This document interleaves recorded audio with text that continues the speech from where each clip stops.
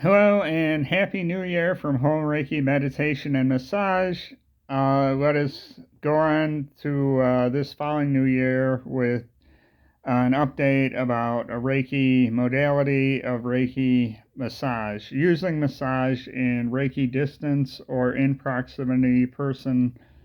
So hopefully you have an interest in that, and if you would like to learn more, please feel free to leave a comment, share, like, hit subscribe, and hit the notification bell to be updated on all my videos as they come out.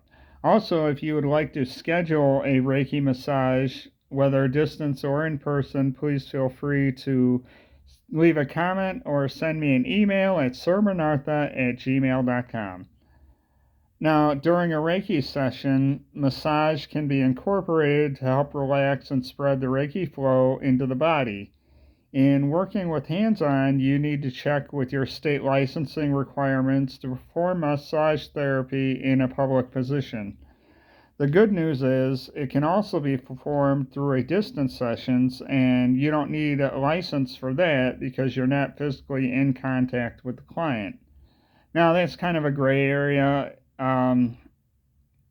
It would probably be better if you are still licensed, trained licensed massage therapist, you know what you're doing. But that's kind of like a gray area. You can still do it because you're sending it psychically and not physically. First, you would start with the feet. Massage starts at the feet. Grab the right foot and perform compression techniques, which would be up and down the foot from the bottom and top. Compression is a light pushing up and down with the hands to gently bounce the tissue. Then you can implement Swedish strokes across the foot. Swedish strokes are sliding the hands firmly across the feet to generate a warm pressing. Kneading is done after this. Kneading is softly working your fingers into the muscle tissue, and this allows to spread warmth deeper into the fibers than the Swedish. This is performed on both feet. So basically, you will be kind of like doing this throughout the whole body. You know, it's a process. It's kind of like going on the surface of a pool. You're wading, and then you're swimming, and then you're diving. You're going deeper and deeper. Then the calves. Next is the calves. Right calf with compression, followed by long strokes for Swedish. A kneading is optional. If kneading is done on a long muscle, it should be done in a slow, dragging motion up the leg toward the knee. This is done to push the warmth up towards the heart.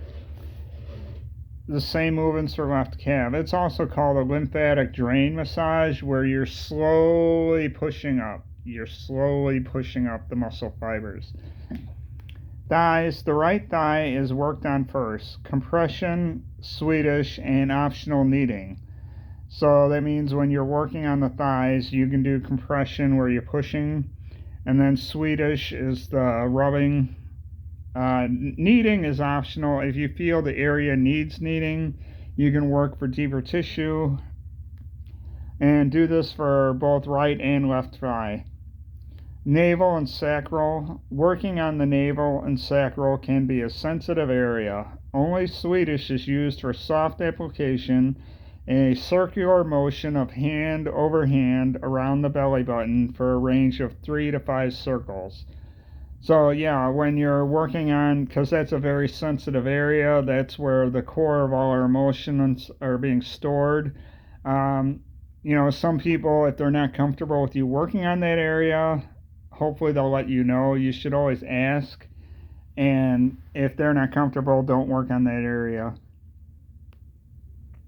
Now the heart. In working the heart area, you can apply Swedish strokes just above the top breast or under the collarbone.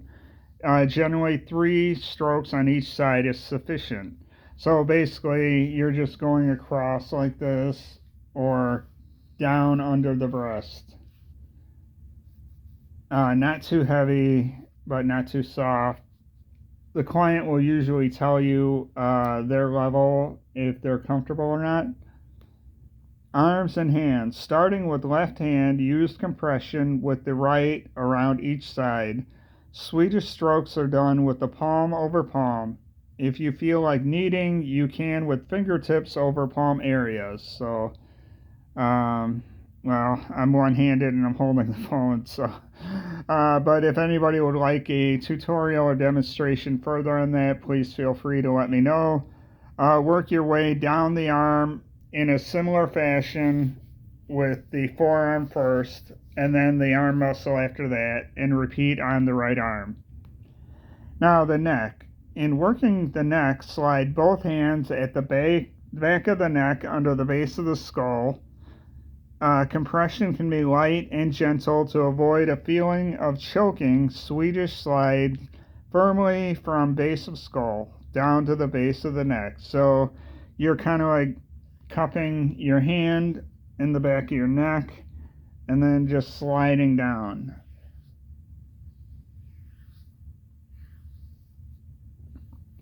Now, if you like, you can extend the slide to the top of the shoulder blades and work your way back up with kneading gently to the base. Now, the jawline, you can use Swedish techniques, sliding fingertips. Usually, I only do the first 2 or 3. You can trace your whole hand 3 to 5 times from the bottom of the ear to the base of the jaw, under the chin. So, kind of like that.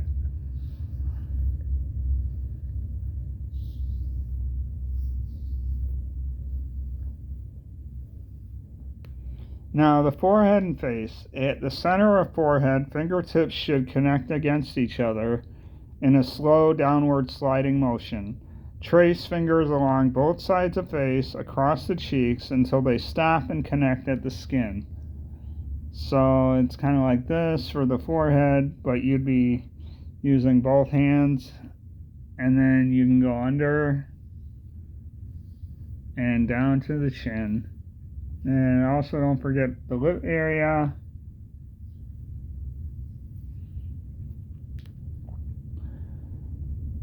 Let's see. This can also be done along the cheeks, under the eyes, and away from the nose. Optional is a temple rub. In a circular motion, rub 2 fingers along the temple clockwise and then counterclockwise 3 to 5 times. You can also go like this if your hand is long enough. Kind of get the thumb in there. But just don't do it too hard. Don't cause discomfort. Scalp rub. Run hands across the scalp in a slow friction similar to washing your hair. For a deeper touch, rub with palms gently along forehead and skull. So for a scalp rub, you're just using your fingertips. And then for full contact, your full hand. Now the back side on yourself. Start with the shoulder blades. Move hands as far back as comfortably allows. Use compression and kneading.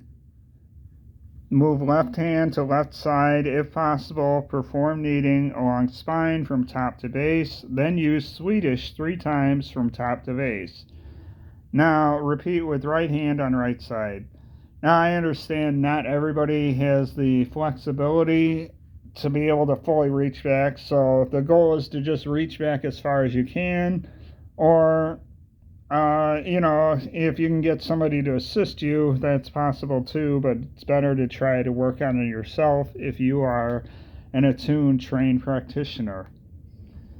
Working down the lower back, position hands under each buttocks and perform compression. Kneading can be done if possible, and this area can be done 1 side at a time. This is done 3 to 5 sides. Back side on a person. If you are working on a client, have them turn over onto their chest and start on the shoulder blades using Swedish strokes along the shoulder blades towards the base of the spine. Kneading can be done after Swedish, under shoulder blades to lower spine. Knead 1 side, then use Swedish strokes to slide down toward the spine, and repeat on the other side. On working with a person, request permission before touching sensitive areas. Some people may not be comfortable with you working in those in certain areas. If permission is given, then use compression lightly across the lower areas along the outer sides, then follow with Swedish and kneading. Now, the wording there was trying to be, uh, I guess, PC, but they're basically talking about working on the genitals, groin area, buttocks, the root, solar, sacral, and root areas, which can be sensitive, the chest areas. So always remember at any time, and this goes for practitioners as well, if you're not comfortable with the quality of service that you're receiving, you can always say so. And if the practitioner doesn't respect your boundaries, you have the right to stop the massage and not continue, just as well as it goes for a practitioner as well. If you're a practitioner and you have a client that you don't feel comfortable with, you can stop giving service. But with that, congratulations. You've just finished your Reiki massage, and it can be done with clothes on or off if the client requests it. I've had clients where we started out fully clothed, and as the Reiki energy gave them thermal heat, they slowly shed their clothes throughout the session. So it's all in a comfort zone. Some people are okay with it, and some people are like weirded out and misinterpret the point of the session. Now, and if the client requests it, it's off. It's best to use massage oil, something that will not be too strong in scent. So hopefully you've enjoyed learning about how to give and receive a Reiki massage and what it entails. This can be done in physical proximity as well as a distance massage where you'll feel the effects of the massage on your body. Next week, we will be doing Reiki incorporating of stretch and yoga. So hopefully you're looking forward to that. And if you'd like to learn more about Reiki, please feel free to reach out to me on here or at sermonarth@gmail.com. With that, have a good day and a good new year, and keep healing.